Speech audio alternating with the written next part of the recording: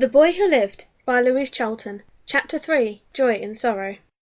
Feeling the wind on his face, Harry slowly opened his eyes, taking time to adjust to fresh air and bright sunlight. Even at the best of times, apparition made him feel a little unsteady, so having spent weeks curled up in the half-darkness, Harry had to take a few deep breaths of fresh country air to alleviate the stale dampness that he had grown accustomed to from Grimmauld Place. Harry observed the sun rising over the village of Ottery St Catchpole, a small settlement sitting snugly amongst the vast Devonshire farmlands spread out across the valley beneath Stotestead Hill. It was amongst these fields that Harry could see the home of his favourite wizarding family, the Weasleys. The Burrow was a tall, lopsided building which Harry was sure was held up by magic. Mr. and Mrs. Weasley had extended their house upwards with the addition of 7 children, which left them very poor. But despite this, they had provided for Harry a home from home and surrogate family, second only to Hogwarts. Absorbed in all his fond memories of the Burrow, Harry wasn't aware of Hermione apparating until a mane of bushy hair appeared beside him, blowing in the wind. The two stood side by side on the hill in silence for several minutes, staring intently over at the Burrow. Hermione broke the silence, remarking, "So much has changed, but not the Burrow."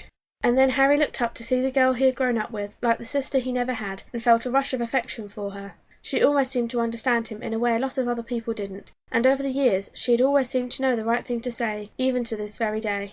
She then held out her hand for him, which he took almost instinctively, and the horrible feeling of all the air being compressed from his lungs and his brain being squashed of all feeling and thought lingered for a moment whilst they were apparating. When he opened his eyes again, he was in a familiar field adjacent to the Burrow.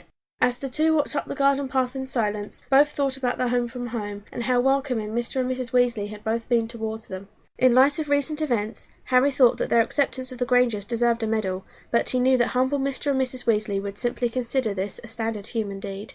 Harry wanted to give them some of the gold from his vault in Gringotts to thank them, but they would never accept it. The family who extract silver and bronze from their vault didn't even accept Harry's unwanted Triwizard winnings. Except Fred and George, Harry thought victoriously as he pictured the vibrant shop front of Weasley's Wizard Wheezers, the best 1,000 galleons he had ever spent. All of a sudden, Harry came face to face with a rugged front door. Hermione knocked, and they instantly heard footsteps come padding towards the door. A moment later, the short figure of Mrs. Weasley appeared at the open doorway and greeted them both with her usual warm smile, her bright brown eyes crinkling as a result. She greeted Harry warmly before pulling him into a hug and fussing over him, asking if he had been eating properly. "You still look far too thin." Then a red, balding head appeared somewhere over her shoulder. Now, Molly dear, give the man some room to breathe," Mr. Weasley chortled. He then walked over to Harry to shake his hand, saying, "Good to see you, Harry." Finally tearing himself away from Mr. and Mrs. Weasley's grasp, Harry just managed to step across the threshold before he was apprehended by Charlie. As Mrs. Weasley rushed off to make Harry some breakfast, ignoring his insistence that he had already eaten, and Charlie continued to make conversation, a long, lanky figure ambled downstairs. Ron awkwardly shuffled towards Harry, grimacing, but Ron didn't exchange any niceties with Harry, instead grabbing Hermione's hand and stalking off upstairs, leaving Harry feeling helplessly alone.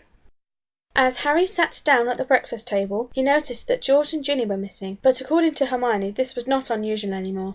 However, sitting opposite Harry was Ron, glaring at him profusely. An exasperated Hermione tried to make conversation, but it melted in the thick tension caused by Ron, so she admitted defeat, leaving the table in silence.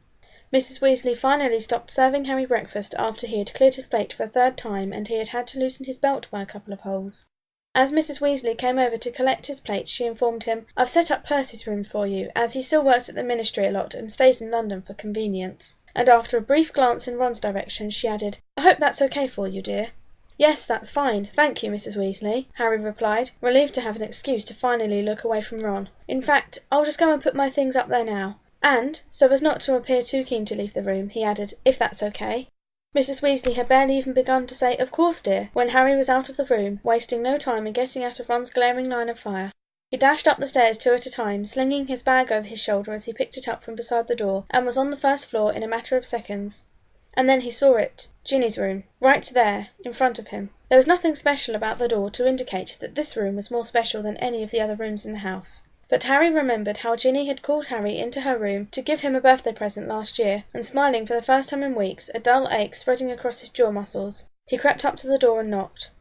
"Ginny, it's me, Harry. Can I come in?" he asked in a whisper just outside the door, unsure of the outcome. Does she even want to see me? Harry thought, not able to find a single reason why she would. In his flurry of thoughts, Harry didn't hear the movement on the other side of the door, and to his astonishment found himself face to face with Ginny, who was the other side of the open door. Temporarily stunned, Harry simply stood in silence for a few moments until Ginny barked, "Come in then," rather indignantly, breaking the silence. Feeling the heat of Ginny's burning glare, Harry felt his ears glow and, casually running his finger through his singed messy hair, awkwardly stepped over the threshold into the distantly familiar room, which hadn't changed at all since his last visit. The posters were still on the walls, and the late morning sun streaming in through the window brought back the fond memory of Harry's last visit to Ginnys Room, and the kiss that had kept him going throughout his arduous Horcrux hunt, once again moving his aching jaw muscles. But as he looked at Ginny properly, his heart sank and his face fell. Her eyes were now red, puffy, and slightly bloodshot. Dark shadows had now formed below her eyelids, and whilst her irises were still a vivid shade of bright brown, they housed a new kind of sadness, one Harry had never seen before. Her hair was still flaming red, but looked much less alive, hanging limply at her sides. "What have I done?" Harry thought helplessly. Harry had sat down on the bed next to Ginny in silence, and after running through several different phrases in his head, made his decision. "I'm sorry," he said. Ginny met Harry's eyes for a few seconds before sinking her head into his chest. As Harry wrapped his arms around her, he knew he was forgiven. "I was selfish. I thought only of what I needed to deal with my own grief. I didn't think that maybe others might need my support," he continued. "In the past, I've had to deal with the grief on my own, so it's a whole new experience, sharing it with others. But of course, sharing is all you've ever done in your life. And you've never been alone or lost someone before, so it's worse for you than for me. I get that now," he finished. Then Harry felt a trickle of dampness on his t-shirt and was stumped. He didn't know what to do. Ginny hardly ever cried, something he really loved about her, so normally he wouldn't have this crisis to deal with. "If only I'd thought to read that book Ron gave me," Harry thought, feeling incredibly helpless. But after his initial panic, Harry thought for a moment before wrapping his arms a little tighter around Ginny and giving her a gentle squeeze. Whilst it may not have made things any worse, Harry continued to feel helpless as Ginny still buried her face in Harry's chest. But after a few minutes, she lifted her head up and looked him straight in the eye, her bright brown meeting his bright green, and whispered, "Thank you." It was barely audible and a little hoarse. Harry, confused, asked, "What for?" And at that moment, the old Ginny, whom Harry knew and loved so well, mumbled the word "plonker" very clearly under her breath, and replied, "For what you said. I now know why you went off, and I understand, but it's good to know that you can understand me as well."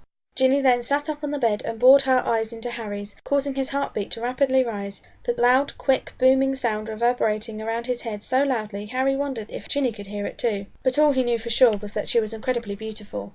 They had now become so alarmingly close to each other that Harry could feel the warm, gentle breeze of Ginny's rapid breathing on his cheek. Harry ran his fingers gently through Ginny's soft, smooth hair, his stomach performing a perfect, energetic display of acrobatics as if it was a daily occurrence. As he pulled her slightly parted lips towards him, the acrobatics became more lively, and his booming heartbeat became the only sound in the suddenly tiny world around him, everything else having disappeared into the distance.